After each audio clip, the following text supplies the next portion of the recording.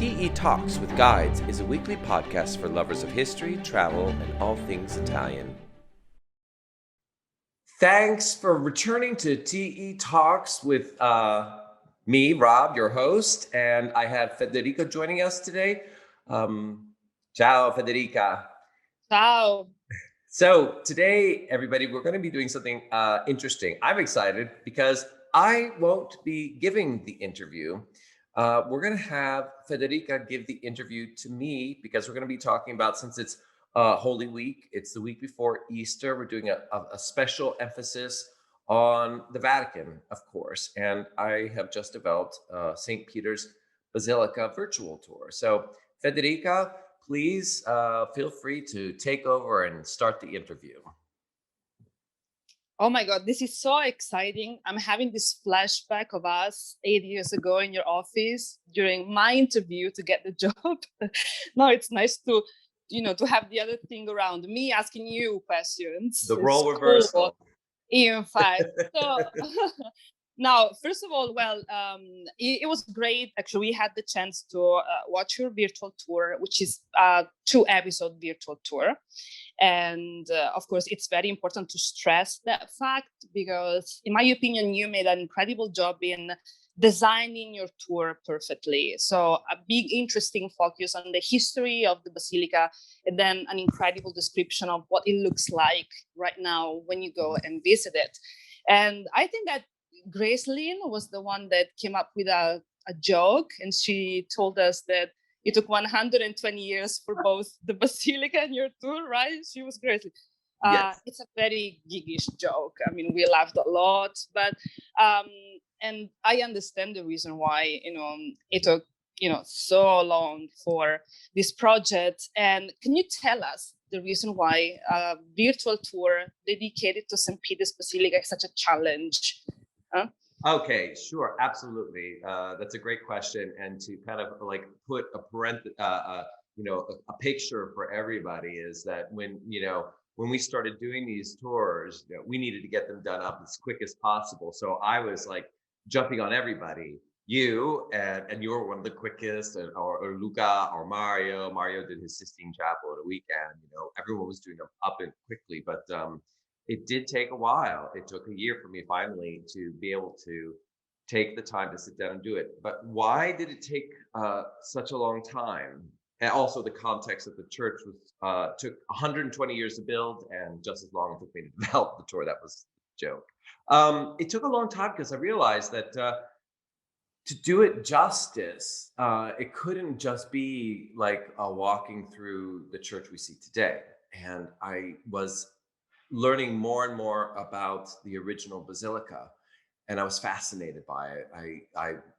I mean, because we're guides, a great thing is to get a wonderful book and learn new things, because it just invigorates us, right? It's like, oh my God, now I have a new point of view to talk about, to share with people, and it affects everything else of how I set my structure of what I'm going to talk about. And so the idea to lightly touch upon or ignore almost the original basilica by Constantine, when it was the most important religious spot for well over 1,000 years for people. I mean, people couldn't go to Jerusalem. The Church of St. Peter's by Constantine was the spot that people would go. And the fact is that a lot of the Church of St. Peter's today is from the old church. And so there's that picture to get connected to it. That's why it did take so long, I think. Very good. And can I be honest with you? When you said, I'll take care of St. Peter's tour, we were like, oh, yes, you do that. I mean, that was really scary just hearing about that. So we were all very relieved, let's say so. And, of course, the mission of our virtual tours is not replacing the experience in person in the church with a virtual experience, because we know that this cannot be done because they are two different things. And we actually worked on our virtual tours thinking that they are two different things. So we need to provide two different kinds of service, right? So what are the things that you can actually do during a virtual tour that you cannot do during a tour in person in the Basilica? Many things, and that's a very valid point. That because I find if you, because we as guides, we know so many images, so many different aspects that if you take images, or if you take, sometimes guides do this, but I found when I would take a book, first of all, it'd kill my back, or an iPad, it doesn't give the same emphasis, and that clients tended not to want to look at that because they had all of this around them. They wanted to look at what was around them, not to focus on a book. But when you have a virtual tour, you have the computer in front of you, you have the image, so it's almost like you're a director of a play or a film, and you can Yeah. bring out that story with these images. Case in point, I would always touch on the fact that the Pietà by Michelangelo was attacked, but you didn't really emphasize it too much. But then in the research, I was able to discover they had a photograph of Laszlo Toth, the man who attacked it. They have the photograph of him attacking it. They have the photographs afterwards. Very powerful stuff to show. I mean, it's very heartbreaking to me. It never dawned on me how devastating it was when that happened.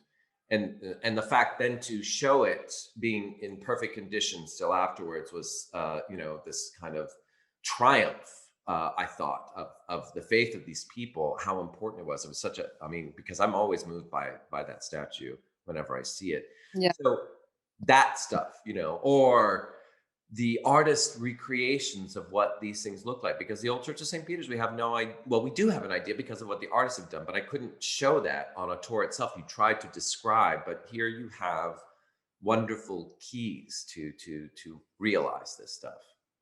Yeah, I do agree, because we are very famous in Rome, because we are, I think, the only company that spends more than 5 hours in the Vatican for the Yes. museums and the Sistine Chapel and the Basilica. But still, when you reach the church, you don't have that much time to go in depth with certain aspects that are actually composing the DNA of that place. So when you are there in person with the crowds and microphones and the confusion surrounding you, you feel like you're missing so much, and the people with you are missing so much. So this is what I think about your virtual tour, that is an incredible occasion. Even if you've been there, it's an incredible occasion to shine light on certain aspects that, for given reasons, you cannot analyze while you're there on spot. So this is probably what I appreciate the most about your virtual tour.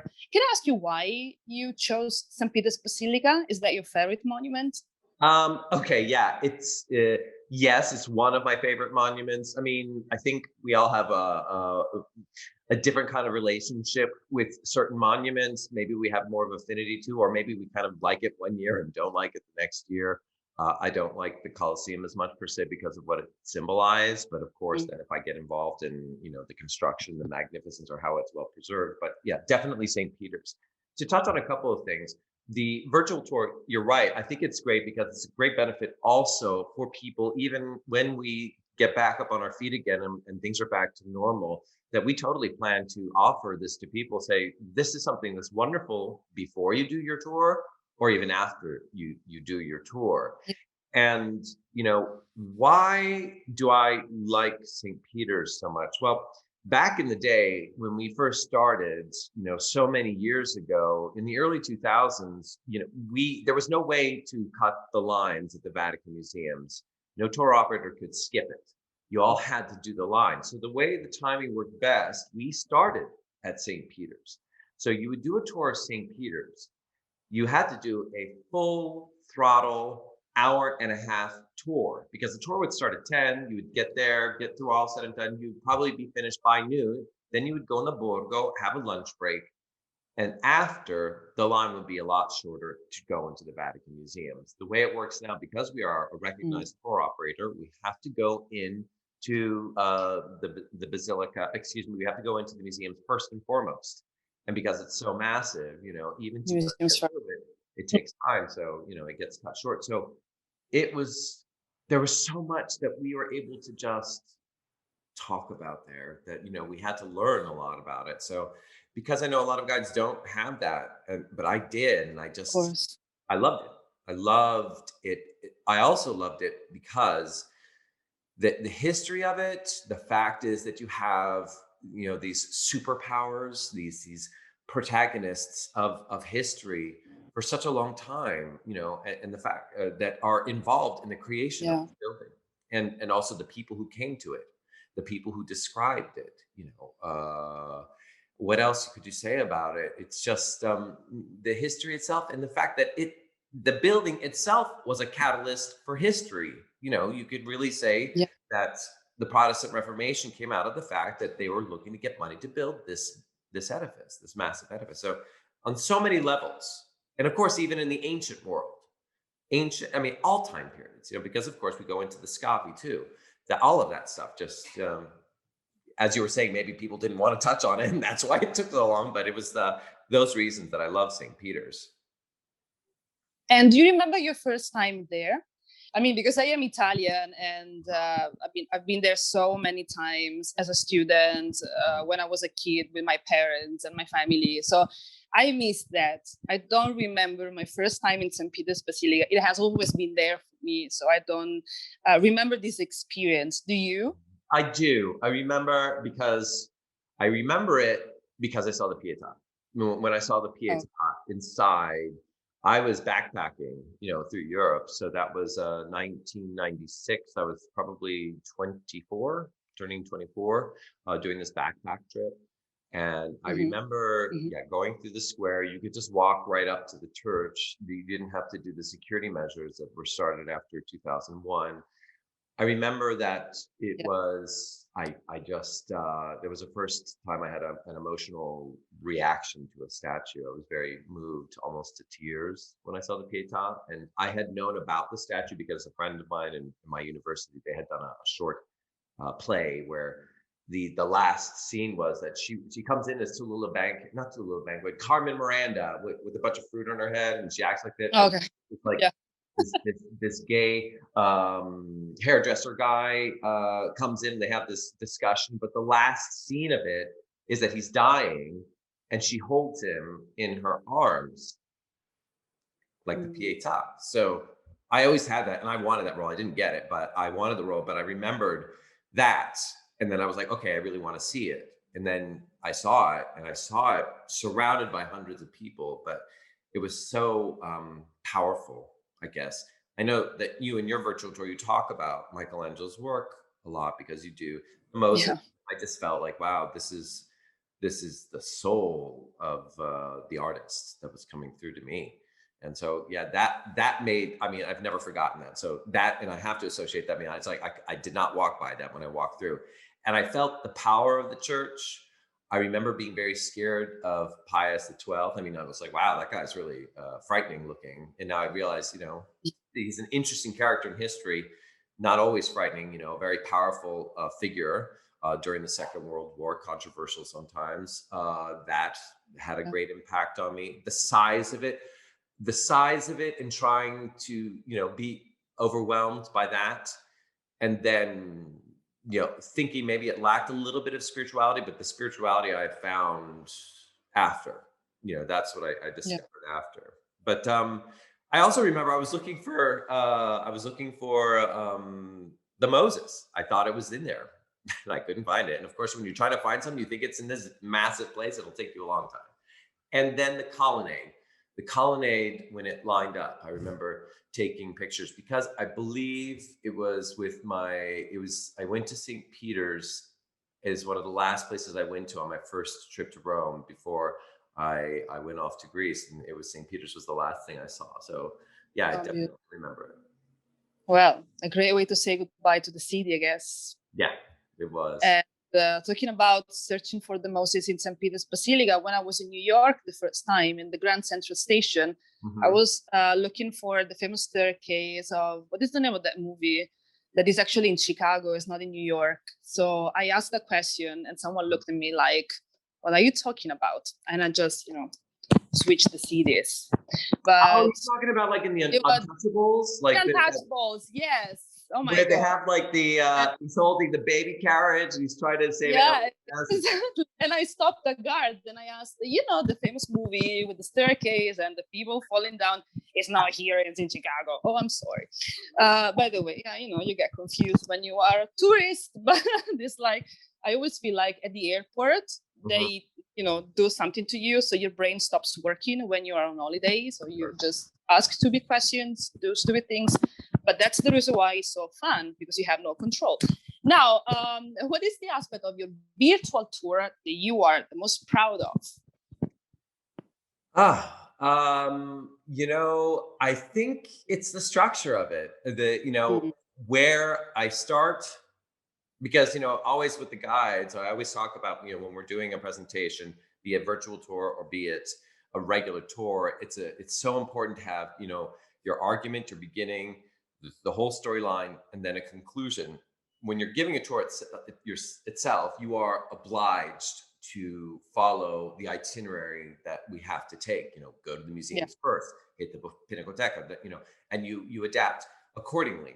But with the virtual tours, like when Grayson does the Palatine Hill tour, she could do it chronologically.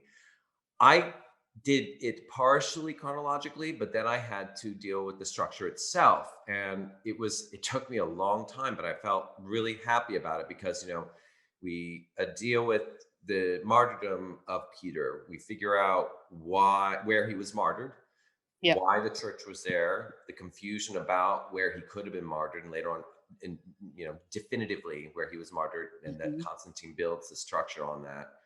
And then we go to the old church, define it, talk about then the construction of the new church. And that's part one.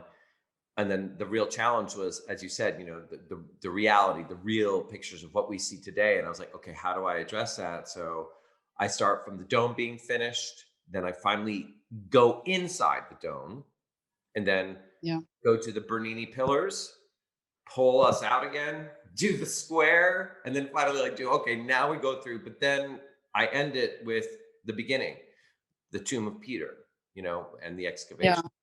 So it's like you go from the beginning and take you back to the beginning at the end. I like that. But that was exactly the thing I loved the most about, watching your virtual tour, because of course, I know that place and I know how an ordinary tour is usually structured. So the portico and then the doors, and you go inside and then the pieta and blah, blah, blah. Everything is, has a certain order, let's say. So, but with your tour, you actually go up and then down and then out and then in again and then all the way down, back on the surface. And that is what is really exciting, in my opinion. That is not boring for a person that has been there, because you move constantly in and out, up and down, and it's absolutely gorgeous. I loved what you did with pictures, and I loved what you did with your videos, because there are some videos that are just extraordinary. My favorite one is the one of the well, I don't want to spoil it, but you will see an incredible video that is just so amazing, and you will understand how important electricity is in the modern times. So you will get that. And my question is, how many books did you have to read for the first time or read again for your virtual tour? God. Okay, so let's, funny enough, I found a lot of resources. I started with the images. I wrote a list of, okay, what do I want to talk about? So I wrote that list and then I started looking for the images. Inevitably, a lot of these images led me to blogs, a lot of interesting blogs. Because, okay, so we come with already a whole set knowledge, but what was so important for me were two specific books and then a list of these blogs. I had 30 blogs for the first church and 30 blogs for the new church. And then the books, the book of the old Church of St. Peter's by the British School. It was wonderful, and we can, put it up on an image for people to see it. It was oh my God, it was over 400 pages. Some chapters were difficult because it was each chapter was written by a different scholar. So some of it was fascinating, and others where I was like, oh my God. It was about the liturgical process of what was going on. You're like, oh my God, this is not helping me for my tour. I don't need to read this. And then this other one, Oh yeah, no, there are three. The other one was the book about the necropolis. There's this wonderful bookstore at St. Peter. So if you are looking at the facade, imagine to the left, you know, where there's a wonderful place to take Yeah. photographs of the Swiss Guard. There is a bookstore right there. And that's where I found two of these books. And so I went there, you know, I was there with Grayson recently, and I said, do you guys have a book about just about the necropolis? She's like, sure.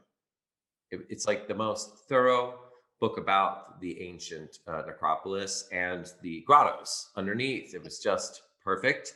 And then, you know, where I got a lot of my images was from that book of St. Peter, all in Italian. That was the one I used to carry around until it started breaking my back because it's huge. It's just without a doubt the most beautiful book of St. Peter's. That's where you know, in the tomb of Paul III with his grouchy looking mother, we can't see it, but you know, she's looking in a mirror, and then they had a photograph in the mirror of her face. So her face was carved. And I was like, oh my God, that's amazing. And in fact, you wonder why is it that they would do that work when no one could possibly really get that close to the high altar, because his monument is right up in the apse of the church. Yeah.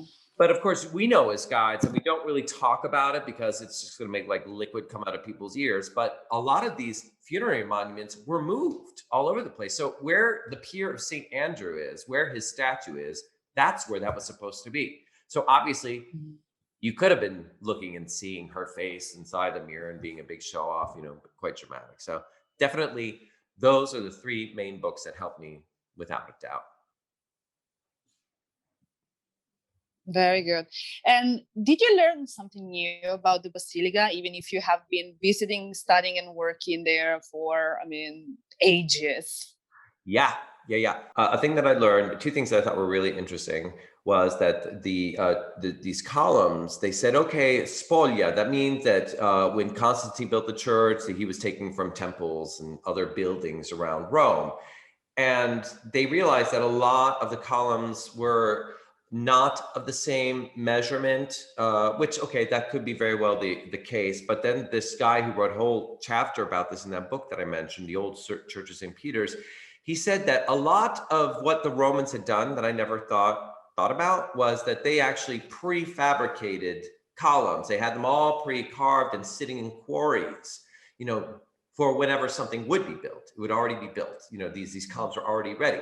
And the fact that they were out in the sun for a long time, they would develop these black horizontal lines on them. And so at the tomb of Pius VII, you know, by Thorvaldsson, you can see those lines. And I never knew that. And I was like, wow, that's pretty interesting. And then I also realized that in the transept on the northern side of the church, you can see a lot. That's where all the confessionals are that we can't get to. Yeah. But a lot of them, and I even took some pictures of them, they have a lot of those lines. So because a lot of these columns, of course, are being used in other parts of Rome and in the church itself. Another thing that I thought was really, really interesting that I didn't have time to talk about was that there's a marble inscription talking about, you know, to go to the grottos underneath. We all go through them. I mean, a lot of tourists don't see them, but it's a very important place. Yeah. And it used to be closed to the public. It was only on very specific days that people could go visit them. And that the fact that I learned is that they said that these are the most sacred catacombs because they were not lit up with lights. They were all lit up with candles and oil lamps, and that it was like going to the catacombs. And a very spiritual place for people to be close to Peter's grave. And that, you know, there was a sign saying, you know, men could visit on certain days and then women could only visit on the Monday after the Pentecost. And that the fact is that if they tried to get in there another day, that they would be excommunicated. So that, okay. That was very cool. And I'm wondering if like maybe the Pope should do that for people trying to take photographs of the Sistine Chapel. You know? Yeah. I think they're thinking about that because people are becoming more and more aggressive with their pictures. So that would be a great move. Yeah, that's actually what is great about your tour, that part of the Basilica, so the grottos, I mean, the tomb of St. Peter, the real tomb, cannot be seen because it's a bit, complicated to go down there, and there's a long process. You have to book your tickets. I remember the first time I went there, I had took my tickets on February, but I visited on December, if I don't get wrong. There's a very long waiting list.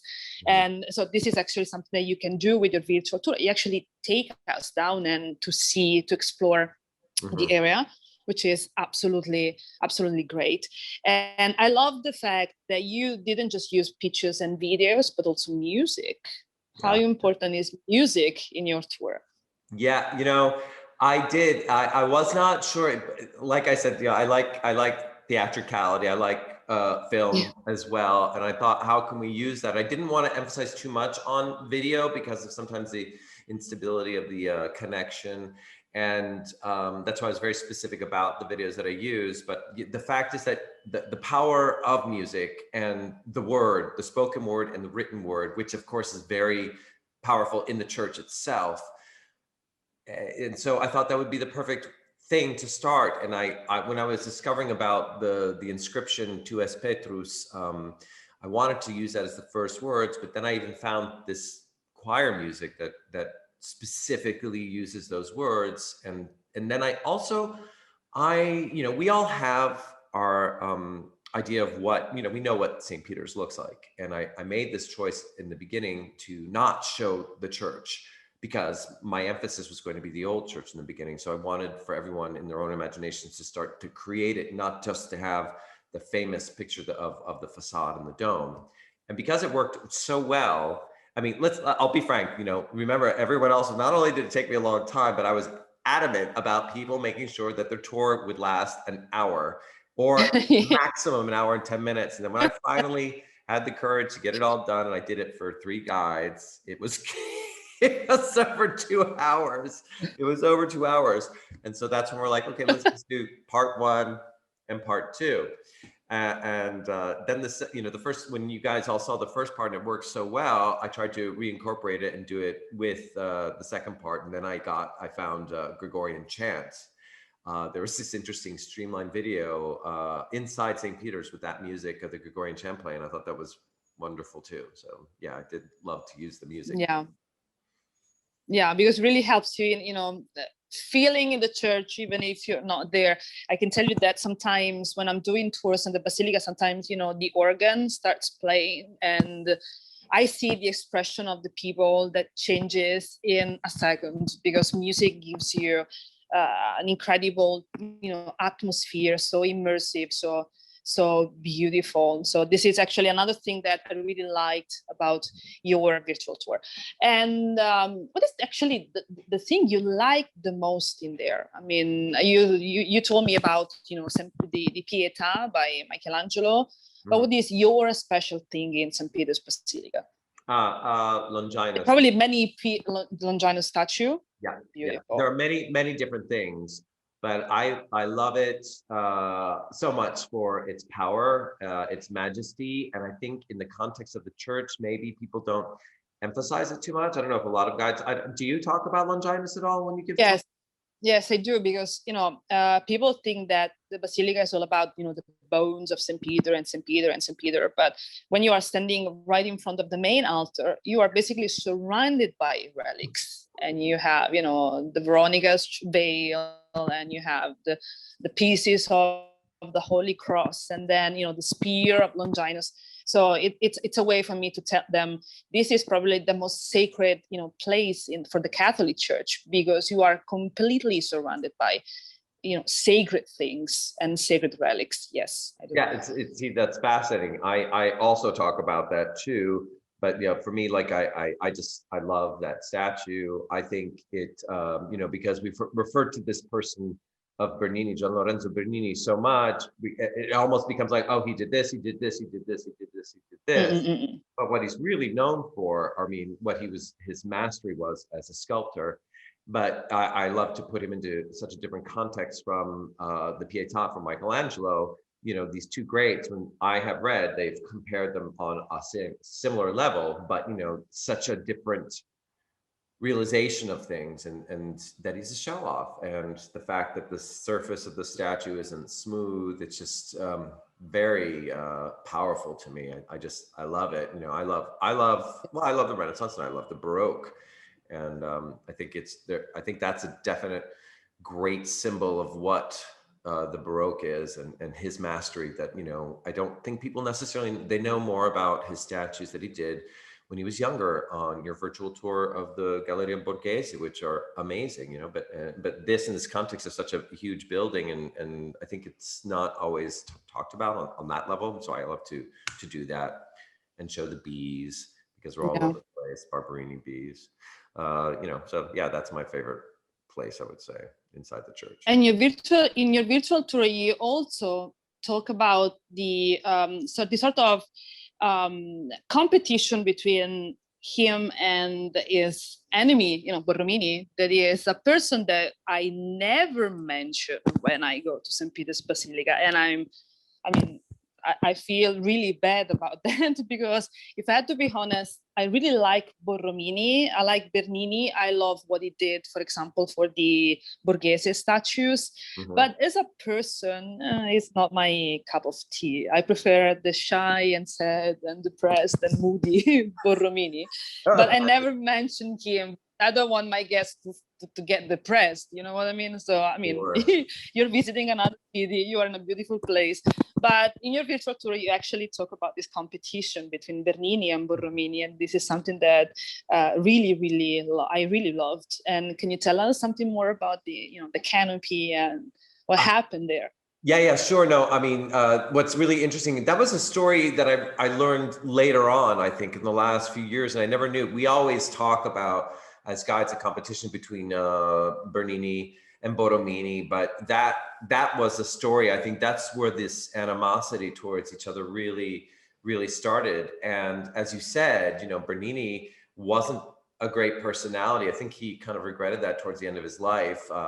They say he got to be much more spiritual, but this idea of this guy, I also love the fact that there was a guide who was from Mirabilia Urbis, Sylvia. She's wonderful. Yeah.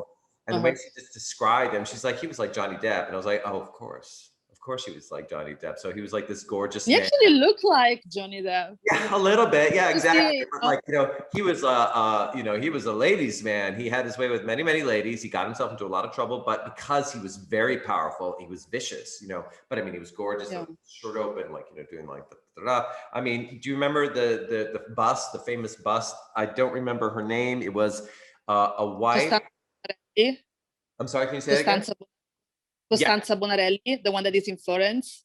Yes, and I think they had that exhibit, and they had that bust because it's one of the few ones he's done of a woman. But you know, it was a wife of one of the people who worked in his workshop, and so he slept with her. And then when he finds out that his brother also slept with her, that he cuts her face, you know, but he did a bust of her, but he cuts her face, and he has his brother banished from Rome. I mean, you're like, whoa, okay. And so then you kind of understand the frustration. So with the canopy, you know, it also kind of emphasized, it helped with the structure of the story, because with that story, then you understand that he's not a genius necessarily when it comes to architecture, but Borromini was, you know, and Borromini said, the problems that you have to worry about. And then since he, you know, he just screwed him over, you know, later on, it bit him back, you know, karma's a bitch, let's just say, with the towers. Yeah. Yeah, you're right. Fantastic. Yeah, the bust you're referring to is just one of the most beautiful, you know, portraits of a woman I have ever seen in my entire life. Because you see that he really, really liked her, but their relationship was a bit, you know, complicated. And you see her shirt opening and showing a beautiful breast. It's just the most beautiful thing. And you're right when you say that he was displayed in this exhibition dedicated to Bernini that took place in the Borghese Gallery, I think 3 or 4 years ago. And you could see this beautiful marble bust, and next to it, the self-portrait of Bernini. So it was beautiful to see their two lovely faces, you know, next to each other. It was very, very beautiful. And then, of course, you have the Longinus, and then you have the beautiful bronze canopy. And then when you look up, you have the dome. So we have Michelangelo. And so we don't have Michelangelo just in the first chapel on the right with the Pietà, but you also have this amazing dome that is also the main protagonist of two works of mine that will probably be, you know, publish it on our YouTube channel, right? Oh yes, absolutely. Yeah, this week we're going to be doing that, because we did those TE walks live, and it was so funny because I remember after you said, you really liked my tour after you did my virtual tour, and you're like, oh, I have to rip up my badge as a guide, I have to look it over again. That's what I felt when I watched your tours inside the dome. I was like, oh my God, because I had done the, walks outside the piazza. But I mean, it was brilliant to me. It seemed so well structured, so thought out. And the fact is that you were talking about stuff while you're going up the stairs. It's just. You know what? I was dying. I was breathing with every pore of my skin, trying to survive. It was incredible because I haven't been climbing those steps for so long now because of what's happening. So when I found myself climbing those steps once again, after months and months of, TV and, eating Italian food and blah, blah, blah, blah, I was like, oh my God, what happened to me? I mean, I don't recognize my body, but yeah, it's cool. It was really cool. Well, let's just say this is great, because there's something I talk about in our introduction with our podcast is about how guides have conversations and talk about exhibits. So here we are. This is a perfect example of us talking about the Bernini exhibit.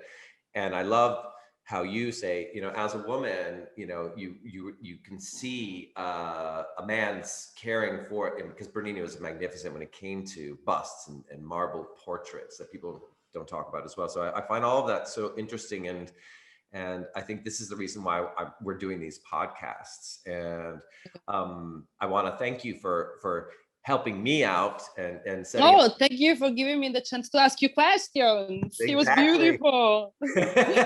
Now, let me ask you, because this is another segment that we do on the podcast, is that if we could give from you guys your expert opinion on a travel tip. So a TE travel tip, a through eternity travel tip. What would you like to share with people? Some helpful travel tip for them?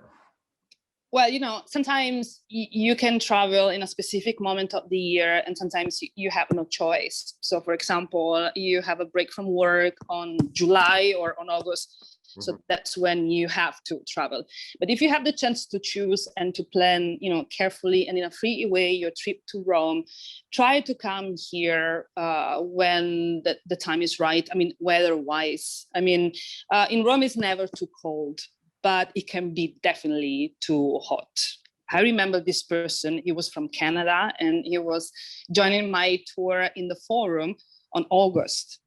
And he looked at me and he said, I'm gonna sue you because this is not legal to take a person from Canada to the top of the Palatine Hill when you have 100 degrees. And I said, I'm sorry.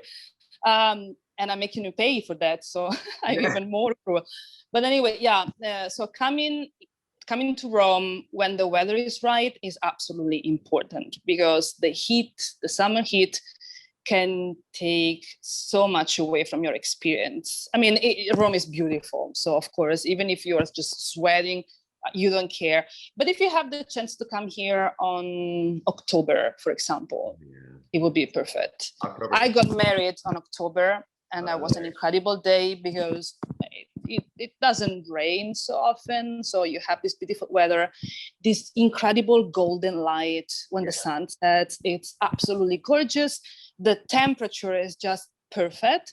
And I think that will be something that you definitely want to do. I mean, coming here when the weather is sweet, when the light is fantastic, and when you have also less people visiting Rome, which is another good thing for you.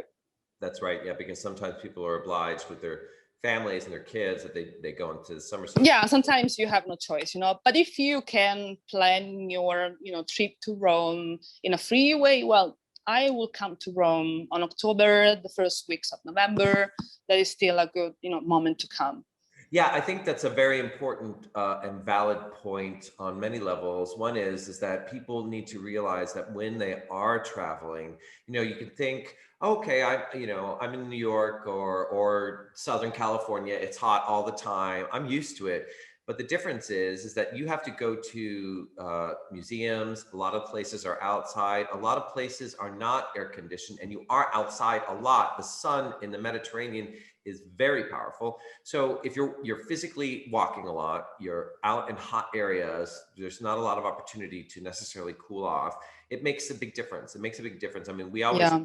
the way the clients are, they're just more tired. I mean, it's always, as you say, it's beautiful to go to, but if you could decide on a certain time of year, October definitely for Rome is wonderful. Late September, October, April, May, Yeah. November can sometimes be beautiful or it can be horrible, but that is important, I think, also for travel in general, because I went to Tokyo in August and it was like a tropical jungle. I will never do that again. I will go My the spring or the fall. That's when I would go. Yeah, because the thing is, and now I will sound like my grandmother, it's not about the heat, it's about humidity. And in Rome, humidity just kills you. So yeah, I say October. October is the best. Yeah, definitely. Well, thank you so much for doing this Oh, interview for us, Federica. It's such a pleasure. And we're going to be talking later on in the future about some other interesting things, like, of course, the Galleria Borghese, or we'll talk about Moses, which are your lovely virtual tours. And then I get to ask you questions and interview you. And so everybody, just remember that this is a podcast that if you have listened to the podcast and you've enjoyed it, to write a review for us and give it a 5-star review. That would be very helpful, and share it around with people.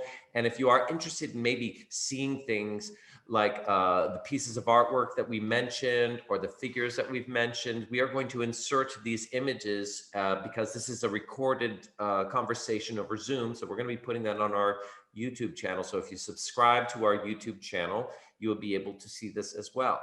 And all right, well, thanks a lot, Federica. I look forward to having more conversations with you on TE Talks with Guy. Me too. Okay. Bye. Bye. Thank you for listening to our TE Talks with Guides. We have a new episode every Wednesday. Please subscribe to get an alert when each podcast comes out. Rate us and tell people how you enjoyed it, and share it on Instagram, Facebook, or Twitter. Most importantly, if you enjoyed it, send us a feedback about the show. Also, if you are curious about what some of these people and places we talked about look like, you can subscribe to our YouTube channel and watch the video on this podcast, where we have inserted special images for you to further enjoy the story.